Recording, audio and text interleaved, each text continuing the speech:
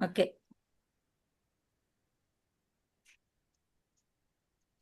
Praise the lord sisters and brothers. ఈ సమయంలో మనందరము దేవుని సన్నిధిలో చేరడం అనేది నిజంగా చాలా శ్రేష్టమైన విషయము. వినపడుతుందా జ్యోతి బాగా?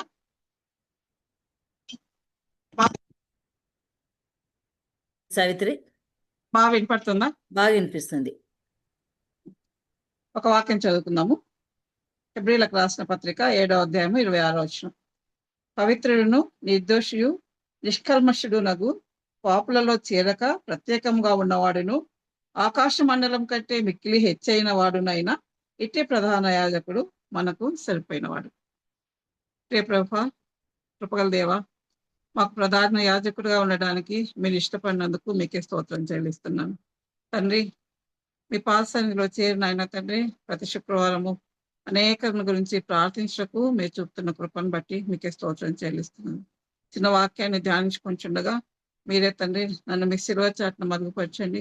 మీరే మాతో మాట్లాడమని, మా మనసులను తీర్చి స్వీకరించి దాని ప్రకారం నడుచుకుంటకు మీరే కృప చూపమని నా ప్రభును నా ప్రియరక్షకుడైన యేసయ్య ఘనమైన నామమున ప్రార్థించి వేడుకొంచున్నాను తండ్రి. ఆమేన్. సో ఈ విధంగా ప్రతి వారం కూడా ఫ్రైడే అనేకుల కొరకు ప్రార్థించటకు ఈ విధంగా మీరు అందరు జాయిన్ కావడం అనేది చాలా ఆ, చాలా సంతోషము. ఎందుకంటే ఈ పరిచర్య అనేది విజ్ఞాపన ప్రార్థన చేసే పరిచర్య అనేది నిజంగా ఆ, మనందరికి ఒక వరం లాంటిది అని చెప్పుకోవచ్చు. అసలు ఆయన సన్నిధిలో ఉండి ప్రార్థన చేయడమే పెద్ద గొప్ప వరము. అది కూడా ఇతరుల కొరకు ప్రార్థన చేసే ఈ యొక్క విజ్ఞాపన ప్రార్థనలు అనేటివి ఇంకా మనకు వరంగా ఇవ్వమని ఆయన చెప్పుకోవచ్చు. ఒకసారి మరి లోకమంతటికి రక్షణ ఇచ్చిన ఆ యొక్క విజ్ఞాపన ప్రార్థన ఏంటో చెప్తారా? లోకమంతటికి రక్షణ తీసుకొని వచ్చిన ఆ విజ్ఞాపన ప్రార్థన ప్రభు శిలువ పైన పలికిన మొదటి మాట కదా, అది ప్రార్థనే కదా. తండ్రి, వీరు ఏం చేయుచున్నారో వీరు ఎరగరు గనుక వీరిని క్షమించుము. ఈ ప్రార్థన మనందరి కొరకు మరి యేసయ్య అంతగా ఆ శిలువ మీద ఎలాంటి పరిస్థితి ఉంటుందో మనకు తెలుసు. ముందు నుంచి కూడా ఎన్నో కొరడాలతో కొట్టబడినాడు, ముళ్ళ కిరీటం పెట్టినారు. ఆ యొక్క యెరూషలేము వీధులలో మరి సిల్వలు మోస్తూ అక్కడి వరకు వచ్చి మరి సిల్వకు మేకులతో కొట్టి రక్తము కారుతా ఉన్న కూడా ప్రభు తనను గురించి ఆలోచించలేదు కానీ ఆ యొక్క అందరి గురించి ఆలోచించి మరి ఆ, వాళ్ళు ఏం చేస్తున్నారో వాళ్ళకి తెలియదు కాబట్టి వాళ్ళని క్షమించమని ప్రభు ప్రార్థించడం అనేది ఎంతగా మనకు ఆదర్శప్రాయంగా ఉంటుంది. మనము చూస్తే ప్రతి వారము ఈ విధంగా ప్రార్థన గురించి అనేక విషయాలు నేర్చుకుంటూ వస్తున్నారు. అన్నీ తెలిసినవే కానీ ఒక్కసారి అన్ని మళ్ళీ మనము జ్ఞాపకం చేసుకున్నాం. మా పరిశుద్ధ గ్రంథంలో అనేక మంది భక్తులు ప్రార్థన చేసినారు. మనకు తెలుసు అబ్రహాం మొదలుకొని మరి ప్రార్థనలు పౌలు గారు, అపోస్తలుడైన పౌలు గారి వరకు ప్రార్థన చేస్తూనే ఉన్నారు. అబ్రహాం గారు చేశారు, మోషే గారు చేశారు, దావీద్ గారు, అదేవిధంగా సల్మాన్ గారు, యోనా, ఎస్తేరు, ఇలా చాలా మంది, హన్నా గారి ప్రార్థన, ఇవన్నీ మనకు చాలాసార్లు గుర్తు చేసుకుంటుంటాం. యెహమ్యా ప్రార్థన, దానియేలు ప్రార్థన, ఎబ్బేజు ప్రార్థన, ఇవన్నీ మనము గుర్తు చేసుకొని వాళ్ళు ఎంత బాగా ప్రార్థన చేశారు అనే అంశాలను మనము చాలా వరకు ధ్యానించుకుంటా ఉంటాం. మరి హన్నా ఎవరి కొరకు చేసింది? ఇతరుల కొరకు చేసిందా, తన కొరకు చేసిందా? మనకు బాగా తెలుసు. తన కొరకే చేసింది. తనకు సంతానం కావాలి. కానీ తను అలా సంతానం కొరకు ప్రార్థిస్తూ కూడా ఏం చెప్తా ఉంది? నాకు నువ్వు కొడుకునిస్తే నీకే ఇచ్చేస్తానని చెప్తా ఉంది. అదేవిధంగా యోనా గారు ఏం చేశారు? నన్ను తన కొరకే ప్రార్థన చేసుకున్నారు. అయితే మరి ఇతరుల కొరకు ప్రార్థన చేసిన వాళ్ళను చాలా మందిని మనము చూస్తా ఉన్నాం. ఎందుకు వీళ్ళు ఇతరుల కొరకు ఎందుకు వీళ్ళు ప్రార్థన చేస్తున్నారు అని మనం ఆలోచిస్తే అసలు మన కొరకే మనం ప్రార్థన చేసుకుంటా ఉంటే, నేను లాంగ్ బ్యాక్ మా రిలేటివ్ వాళ్ళ ఇంట్లో నేను ఉన్నాను. ఆ రోజు ఉన్నప్పుడు మరి ఆయన ఇంటి పెద్ద ప్రార్థన చేస్తా ఉన్నారనమాట. ఎంతసేపు తన భార్య పేరు చెప్పి కాచి కాపాడండి, పిల్లలు ఒక్కొక్కరి పేర్లు చెప్పి కాచి కాపాడండి, ఒక్కొక్కరి ఇంట్లో వాళ్ళందరి పేర్లు మరి చెప్తూ కాచి కాపాడండి అని ప్రార్థన చేస్తాను. అంటే ఎంతసేపు తనని గురించి, తన కుటుంబాన్ని గురించి సెల్ఫ్ సెంటర్డ్ గా ఉంటారు చాలా మందిని ఈ లోకంలో. చాలా మందిని ఈవెన్ ప్రభువుని ఎరిగిన వాళ్ళు కూడా చాలా మంది సెల్ఫ్ సెంటర్డ్ గానే ఉంటారు అనమాట. ఆ విధంగా మరి ప్రభు అయితే అలా లేదు కదా. ప్రభు మరి ఇతరుల కోసమే ఆలోచించినారు. ఇతరులను గురించే మరి ప్రార్థన చేయడం మనం చూస్తా ఉన్నాం. అలా ఏంటి డిఫరెన్స్? ఏంటి ఈ యొక్క మనకున్న లక్షణాలు ఏంటి? ప్రభు యొక్క అట్రిబ్యూట్స్ ఏంటి అని మనం చూస్తే, మనం ఎంతసేపు మనమంటే మనకు ప్రేమ. మన కుటుంబం అంటే ప్రేమ. మరి మనమంటే మనకు ఏదైనా కష్ట పరిస్థితులు ఉన్నప్పుడు మన మీద మనకు జాలి, సానుభూతి. మనల్ని ఎవరైనా ఏమన్నా అంటే కోపం. ఇంకా ఎంతసేపు మన చుట్టే తిరుగుతా ఉంటది. మన ఆలోచనలన్నీ మన చుట్టూ, మన కుటుంబం చుట్టే తిరుగుతా ఉంటాయన్నమాట. కానీ ప్రభువు అలా కాదు గదా! ఆయన అందరిని గురించి ఆలోచించినాడు. అందరిని ప్రేమించినాడు. మనకు బాగా తెలిసిన వాక్యం ఏంటి? దేవుడు లోకమును ఎంతో ప్రేమించెను. కాగా తన అతిథి కుమారుని పంపించినాడు మన కోసం. అలాంటి ప్రేమ ఉన్నప్పుడు మనం ఇతరులను గురించి ఆలోచిస్తాం. చాలా సార్లు ఇదొక డ్యూటీ అన్నట్టుగా చేస్తా ఉంటారు. ప్రార్థించడము, ఇతరుల కొరకు ప్రార్థించడం అనేది ఇదొక డ్యూటీ అన్నట్టుగా చేస్తా ఉంటారు. ఎప్పుడు వస్తుంది అంటే ప్రభువుకున్నట్లుగా అలాంటి ప్రేమ, అలాంటి కనికరం, కంపాషన్ అనేది ఉన్నప్పుడు చాలా సార్లు కొంతమంది ఎవరికైనా ఏదైనా కష్టం వస్తే వెంటనే కరిగిపోతా ఉంటారు. దీన్ని మనము ఎట్లా చెప్తామంటే ఎంపతి అనే వర్డ్ యూజ్ చేస్తా ఉంటారు. అంటే అలా ఆ ప్లేస్‌లో నేనుంటే ఎలా ఉండేది? ఆ ప్లేస్‌లో నేనుంటే ఎలా ఉండేది? ఇప్పుడు చూస్తే మరి చాలా ఆడపిల్లల మీద అఘాయిత్యాలు చేయడము, మరి బాగా తెలిసిన కేస్ ఒకటుంది. మన కర్నూలు నుంచే ఒక కేస్ ఎప్పటినుంచో ఎన్ని సంవత్సరాల నుంచో నడుస్తా ఉంది. ఆ పాప వాళ్ళ మదరు మాట్లాడే మాటలు వింటా ఉంటే అసలప్పుడు ఆహ్, ఆ పరిస్థితిలో మరి ఆ స్కూల్లో వాళ్ళొచ్చి ఆ పాప మీద అఘాయిత్యం చేసినప్పుడు ఎలాంటి బాధలు ఆ పాపకు ఉండింటాయి. అదే ఆ ప్లేస్‌లో నా కూతురుంటే ఎలా ఉంటుంది అని ఆలోచించినప్పుడు చాలా బాధైతుంది. అట్లా దాన్నే మనం ఏమంటామంటే ఎంపతి. సింపతి కాదు. జాలి చూపించడం కాదు. ఆ ప్లేస్‌లో మనల్ని మనం పెట్టుకొని ఆలోచించడం. ఇలాంటి సిట్యుయేషన్స్ చాలా ఉంటాయి. మరి అనేక విషయాలు ఇతరులకు సంబంధించి వాళ్ళను చూసి వాళ్ళ ప్లేస్‌లో మనం ఉంటే ఎలా ఉంటుందని ఆలోచించినప్పుడు అప్పుడు మనస్ఫూర్తిగా మనము ప్రార్థన చేయడానికి అవకాశం అనేది ఉంటుందన్నమాట. అలాంటి ఎంపతి మనకుందా? మరి ఇతరులను గురించి అలా మనము ఆలోచిస్తుంటామా? మరి యేసయ్య అయితే ఆహ్, ఎప్పుడూ ఏం చెప్తా ఉంటారంటే, తన తండ్రికి తను సమీపంగా ఉన్నట్టు చెప్తా ఉంటారు. మనం యోహాను సువార్తలో చూస్తే 17 అధ్యాయం అంతా గూడా మరి తనను గురించి, తన శిష్యులను గురించి ప్రార్థన చేయడం చూస్తాం. తండ్రి అని పిలిచి ఆయన ప్రార్థన చేసినాడు. ఎందుకంటే, తండ్రి అయిన దేవునితో ఆయనకు అలాంటి రిలేషన్ ఉందన్నమాట. మరి మనకు మన దేవునితో అలాంటి రిలేషన్ ఉందా? సెల్ఫ్ సెంటర్డ్‌గా ఉన్నామనుకోండి, దేవునితో రిలేషన్ ఉంటుందా? లేదు కదా! కాబట్టి అట్లా మన ప్రభువుతో మనకు రిలేషన్ ఉన్నప్పుడే ఆయన లక్షణాలు మనకొస్తాయి. ఆయన చూపించే ప్రేమ, ఆయన చూపించే కరుణ ఇవన్నీ మనకెప్పుడొస్తాయంటే, ఆయనతో మనము ప్రతి నిమిషము ఆయనతో సంబంధాన్ని కలిగి ఉండి, ఆహ్, మనం ఆయనతో పాటు ఆయనలాగా ఆలోచించి, ఆయనలాగా ప్రేమ చూపిస్తే అప్పుడు మనకి ఇతరుల కొరకు మనస్ఫూర్తిగా ప్రార్థన చేయడం అనేది వస్తదనమాట. ఈ సెసరీ ప్రేయర్స్ అనేటివి నిజంగా అలాంటి ప్రేమ ఉన్నప్పుడు మాత్రమే మనస్ఫూర్తిగా చేయగలం. ఏదో ఒక బాధ్యతగా మరి ఒక ప్రోగ్రామ్ పెట్టుకున్నాం గాబట్టి, మనం ప్రార్థన చేయాలి అని చేయడం గాదు. నిజంగా ఆ కార్యము ఏదైతే అడుగుతున్నామో, ఆ పని దేవుడు ఖచ్చితంగా ఆ సమస్యను తీరుస్తాడు. ఆ తీర్చడం వలన వాళ్ళకు మేలు జరుగుతుంది అని మనం ఎప్పుడైతే ఆలోచిస్తామో, ఖచ్చితంగా ప్రభువు సహాయం చేస్తాడని మనము నమ్మితే చాలా సార్లు చెప్పుకుంటాం గదా! ప్రార్థన సఫలం కావాలంటే, మరి దేవుడు నాతో ఉన్నాడిప్పుడు. నా ప్రార్థన వింటున్నాడు.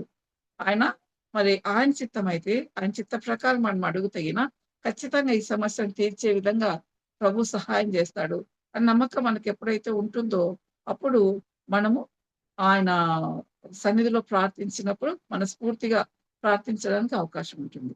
మరి ప్రభు ఏం చెప్తా ఉన్నారు? మన శత్రువులను గూడా ప్రేమించమని జెప్తున్నారు గదా! వాళ్ళ కొరకు కూడా ప్రార్థన చేయమని చెప్తున్నారు. మనకు బాగా తెలిసిన వాక్యం ఒకటుంది. మత్తయి సువార్త 5 అధ్యాయంలో మత్తయి సువార్త 5 అధ్యాయం. 5వ అధ్యాయము మరి 44వ వచనం చదువుకుంటే లాస్ట్ 44వ అధ్యాయం 44వ వచనం అంతా చదువుతాను. నేను మీతో చెప్పినది ఏమనగా, మీరు పరలోకమందున మీ తండ్రికి కుమారులై ఉండునట్లు మీ శత్రువులను ప్రేమించుడి, మిమ్మల్ని హింసించు వారి కొరకు ప్రార్థన చేయుడి. ప్రభు ఏం చెప్తా ఉన్నారు? మన శత్రువులను ప్రేమించమంటున్నారు. నాకెవరున్నారు శత్రువులు? నాకు అసలు శత్రువులు ఎవరు లేరనుకుంటాం కదా. ఎవరి విషయమైతే మనము వ్యసనంగా ఫీల్ అవుతున్నామో వాళ్ళని గురించి, అయ్యో నాకు ఎంత నష్టం చేసినారు, నాకు బహుశా ఫైనాన్షియల్‌గా లాస్ చేసిండొచ్చు. ఫైనాన్షియల్‌గా కాకుండా మన మీద నిందలు మోపిండొచ్చు, మన మీద అసూయ పడిండొచ్చు, చాలా సార్లు మన మీద కోప్పడిండొచ్చు, విసుక్కొనుండొచ్చు. అలాంటి సమయాల్లో మనం ప్రేమను చూపిస్తున్నామా? ఎప్పుడైనా అలాంటి వాళ్ళ కొరకు చాలా ఎక్కువగా మనకు నష్టం చేసిన వాళ్ళ కొరకు మనము ప్రార్థన చేస్తున్నామా? నాకైతే ఆహ్, ఒక ఒకానొక సమయంలో నా జాబ్‌లో చాలా ప్రాబ్లమ్ అనేది వచ్చింది. ప్రాబ్లమ్ వచ్చినప్పుడు మరి కోర్ట్‌కెళ్దామని అలా ఇలా చాలా మంది సలహాలిచ్చారు. కానీ నేను మరి ప్రభువు ఎట్లా నడిపించినారు అప్పుడైతే ఆహ్, ప్రేయర్ చేస్తా వచ్చాను. వాళ్ళలో చేంజ్ రావాలా, వాళ్ళు ప్రభువుని అంగీకరించాలా అని ప్రార్థన చేస్తూ వచ్చాననమాట. అలాంటి మనసు ఎప్పుడొస్తుందంటే కేవలము నేను ఈ ఎగ్జాంపుల్ కేవలం ప్రభు మహిమ కొరకు చెప్తున్నానండి. నేను చేస్తున్నాను, అందరు చేయట్లేదని కాదు. అలా మనం అలవాటు చేసుకోవాలి అని చెప్తా ఉన్నాను. బట్ అలాంటి మనసు ఎప్పుడొస్తుందంటే ఎప్పుడైతే ప్రభువుకు దగ్గరగా ఉంటామో అప్పుడు ఆ మనసు మనకు వస్తుంది.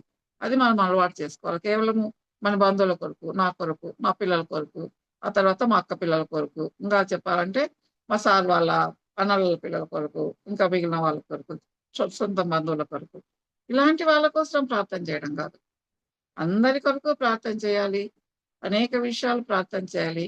అయితే ఆ ప్రార్థన చేసేటప్పుడు ఖచ్చితంగా మొట్టమొదట వాళ్ళ సమస్యతో పాటు వాళ్ళకు రక్షణ రావాలనే విషయం ప్రార్థన చేయాలి.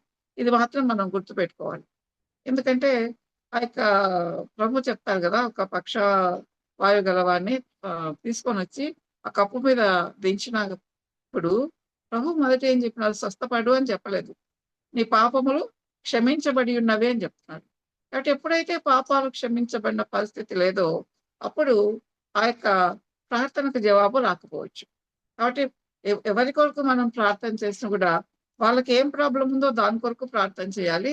అదేవిధంగా మరి వారు రక్షణ భాగ్యాన్ని పొందాలి అనే విషయము మనము వాళ్ళ కొరకు ప్రార్థించాల్సి ఉంటుంది. కాబట్టి ఆ విధంగా మరి ప్రభువు మనందరినీ సిద్ధపరుస్తూ మొట్టమొదట విశ్వాసం అనేది, ఆయన సర్వశక్తి గల దేవుడు. ఆయనకున్న అట్రిబ్యూట్స్‌లో అతి ముఖ్యమైన అట్రిబ్యూట్ ఏంటంటే ఆయన సర్వశక్తి గల దేవుడు. ఆయనకు అసాధ్యమైంది ఏదీ లేదు. ఎందుకంటే ప్రభువే స్వయంగా చెప్పినారు ఆ మాట. చాలా సార్లు పరిశుద్ధ గ్రంథంలో మనం చూస్తాం. నాకు అసాధ్యమైంది ఏదైనా ఉన్నదా అని మోషేతో చెప్పడం చూస్తాము. మరి షారాతో చెప్పడం చూస్తాం. మరి సువార్తల్లో కూడా చాలా సార్లు చెప్పారు. అంటే ఆయన మీద విశ్వాసం ఉంటే అప్పుడు మనము మన కొరకు గాని, ఇతరుల కొరకు గాని ప్రార్థించితే దానికి ఆహ్, ఫలితం అనేది ఉంటుంది. అదే సమయంలో వాళ్ళ విషయము కంపాషన్ కలిగి ఉండాలి. ఎంపతి కలిగి ఉండాలి. సహానుభూతి కలిగి ఉండాలి. ఖచ్చితంగా ప్రభు వాళ్ళకు మేలు చేయాలా అనే ఉద్దేశ్యం ఉండాలి. ఏదో అలవాటు కొద్దీ ప్రార్థన చేయడం కాదు గానీ, ఆహ్, ఖచ్చితంగా వాళ్ళకు మేలు జరగాలి. ఈ ప్రార్థన దేవుడు వింటున్నాడు, ఖచ్చితంగా నెరవేరుస్తారని విశ్వాసం అనేది ప్రార్థనకు జవాబు రావడానికి మరి ఆధారంగా ఉంటుంది. కాబట్టి ఇలాంటివన్నీ మనం నేర్చుకుందాము. అన్నిటికంటే ముఖ్యంగా ఆయనతో మంచి సంబంధాన్ని కలిగి ఉంటాం. ఎంతసేపు మనము బైబిల్ చదువుకుంటున్నాం. ఎంతసేపు ఆయన సన్నిధిలో మనం గడిపి ప్రార్థనలు చేసుకుంటా ఉన్నాం. ఆయన జవాబిచ్చేంత వరకు వెయిట్ చేస్తున్నామా? మనమే మాట్లాడుతున్నామా ప్రార్థనతో? ప్రార్థన అనేది కేవలం ఒక వైపు నుంచి కాదు, 2 వైపుల నుంచి ఉంటుంది. ఆయన జవాబిచ్చేంత వరకు వెయిట్ చేస్తున్నామా? కాబట్టి ఈ విధంగా మరి ప్రార్థనలో కొనసాగించడానికి ప్రభువే మనకు మోడల్. ప్రార్థన వలన మరి చాలా మేలు పొందిన ఒక రాణిని గురించి మనం ఈ మధ్యలో నేర్చుకున్నాం. ఎవరు? మన ఎస్తేర్ రాణి. ఆ! ఎస్తేర్. ఎగ్జాక్ట్‌లీ. ఎస్తేర్ రాణి. ఆమె అక్కడ ప్రార్థన అనే పదం ఉపయోగించబడలేదు గానీ పరిశుద్ధ గ్రంథంలో. మరి ఎస్తేర్ రాణి అందరితో కలిసి ప్రార్థన చేయడం వలన ఎలాంటి మేలు జరిగినాయంటే, మరి మొట్టమొదట యూదులకు రాజుల విమోచన. మీద రాణిగా మొట్టమొదటి రాజుకు ఆమె మీద దయ కలిగింది. ఆమె ఏం చెప్తే అది వినడానికి రాజు ఇష్టపడినాడు. మరి ఏదైతే వాళ్ళకి అగైనెస్ట్ గా రాయబడినాయో ఆ యొక్క తీర్పులన్నీ, ఆ యొక్క జీవోస్ అన్ని తీసివేయబడి, మరి ఆమె పక్షంగా, వాళ్ళ పక్షంగా ఆ జీవోస్ అన్ని మళ్ళీ రాయబడడం జరిగింది. వాళ్ళు ఆ సమయాన్ని సంతోషకరంగా తన శత్రువుల మీద వాళ్ళు పగ తీర్చుకోవడానికి, వాళ్ళ మీద విజయాన్ని సాధించడానికి వీలైంది. అదేవిధంగా దుఃఖంతో, నిరాశ, నిస్పృహలతో, భయంతో ఉన్న తన ప్రజలందరూ కూడా అవన్నీ విడిచి సంతోషంగా పూరని పండగ చేసుకోవడానికి ఆ యొక్క ప్రార్థన, వీటన్నిటికీ బేస్ ఏంటంటే ఎస్తేర్ గారు, మరి మొర్దెకై గారు, ఇతరులు చేసిన ప్రార్థన. తన ఒక్కరి విషయం ఆలోచించాలి. ఎస్తేరు విజ్ఞాపన ప్రార్థన చేసింది అందరి కోసం. కాబట్టి ఆ విధంగా అన్ని విజయాలు సాధించింది. ఇంకా అన్నిటికంటే ఎక్కువగా ఎక్కడో రాజభవనం ముందు, షుషను కోట ముందు ఆ యొక్క బయట ఉన్న మొర్దెకై ఆయన ఆ రాజు ఆస్థానంలో మంత్రిగా కావడం అనేది అన్నిటికంటే పెద్ద విషయం. ఇంకా మనం ఎస్తేరు గ్రంథాన్ని అంతటిని చూస్తే ఒక్క మాట బాగా నచ్చుతుంది. ఒక్క మాట నేనైతే ఇప్పుడు చూడలేదు, చూస్తా ఒక్క నిమిషం. ఎస్తేరు గ్రంథము